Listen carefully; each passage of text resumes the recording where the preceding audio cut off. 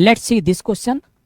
A wire of length L and three identical cells of negligible internal resistance are connected in series. Due to current, the temperature of wire is raised by delta T in a time T. A number of n of similar cells is now connected in series with a wire of same materials and cross section, but of length 2L. The temperature of the wire is raised by the same amount delta T in the same time. Find value of n. तो इस question को solve करने के लिए हमें power का formula पता होना चाहिए. पावर इज इक्वल टू क्या होता है, आई स्क्वायर इंटू आर. अगर मैं बात करूँ कितना हीट फ्लो किया, कितना हीट जनरेट हुआ, एच इज इक्वल टू कितना हो जाएगा, P इंटू टी. मतलब क्या हो जाएगा, आई स्क्वायर आर इंटू टी. और एक फॉर्मूला हमारे पास और होता है, Q इज इक्वल टू क्या होता है, एम एस डेल्टा टी. किसी अगर बॉडी में Q हीट दिया जाए, उसका स्पेसिफिक हीट S हो, तो क्या फॉर्मूला लगाएं, Q is equal to M S delta T. T क्या है, delta T means change in temperature of body. Okay, तो इस क्वेश्चन को सॉल्व करते हैं इन फॉर्मूले की मदद से. तो पहले दे रखा है 3 सेल हैं जो कि सीरीज में कनेक्ट हैं और L लेंथ का वायर है. 3 सेल है. मैंने मान लिया तीनों सेल का वोल्टेज V सेम सिमिलर है, तो V भी होगा. इंटरनल रेजिस्टेंस मैंने इसका कितना माना है, 0 क्वेश्चन में दे रखा है. और एक L लेंथ का वायर है. तो क्या मैं बोल सकता हूं, क्या मैंने बोल इसका रेजिस्टिविटी रो है, तो रेजिस्टेंस डायरेक्टली प्रोपोर्शनल टू क्या होता है, L. तो इसका मैंने रेजिस्टेंस मान लिया R. और इसका टेम्परेचर डेल्टा T हो जाता है वायर का जब करंट I फ्लो होगा, क्योंकि करंट से हीट जनरेट होगा, हीट से इसका टेम्परेचर बढ़ेगा. तो I की वैल्यू कितना होगा, I इज इक्वल टू, तीनों सीरीज में कनेक्ट है, तो ये हो जाएगा 3V अपॉन R. तो बताओ T टाइम में कितना हीट जनरेट होगा, कितना हीट इसमें जनरेट होगा, तो हो जाएगा H is equal to I square R into T. तो I की वैल्यू कितना है, 3V बाई आर का स्क्वायर इंटू आर टी. ये किसके इक्वल होगा, ये जो हीट होगा इसका टेम्परेचर बढ़ाएगा. इसको मैंने बोल दिया इसका मास कितना है, L लेंथ का मास कितना है, M मैंने मान लिया.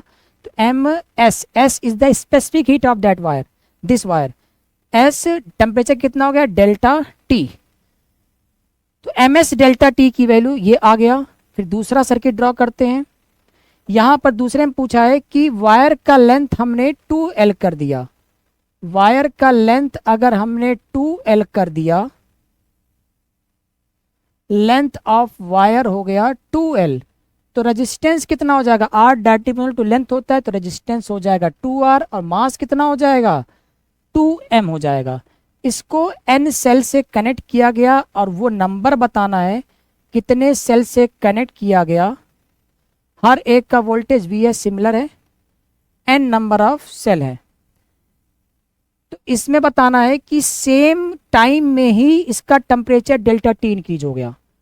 तो सबसे पहले इसमें करंट निकालते हैं I डैश. तो I डैश की वैल्यू कितना होगा, बताओ, V प्लस V क्या हो जाएगा, NV अपॉन रेजिस्टेंस कितना है, 2R.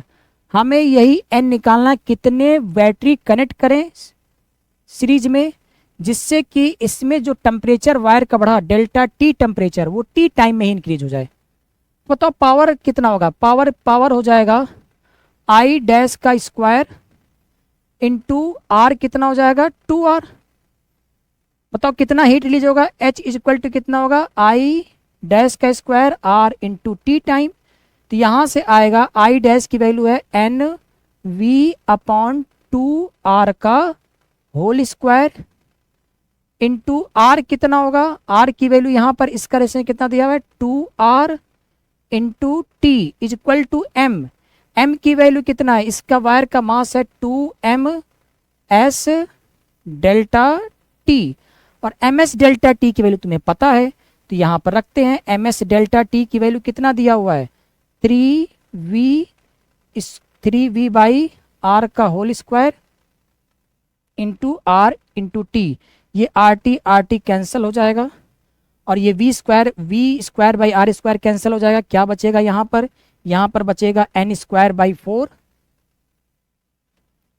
Into 2 is equal to, यहाँ क्या बचेगा 2 इंटू 3 स्क्वायर 9 आ जाएगा।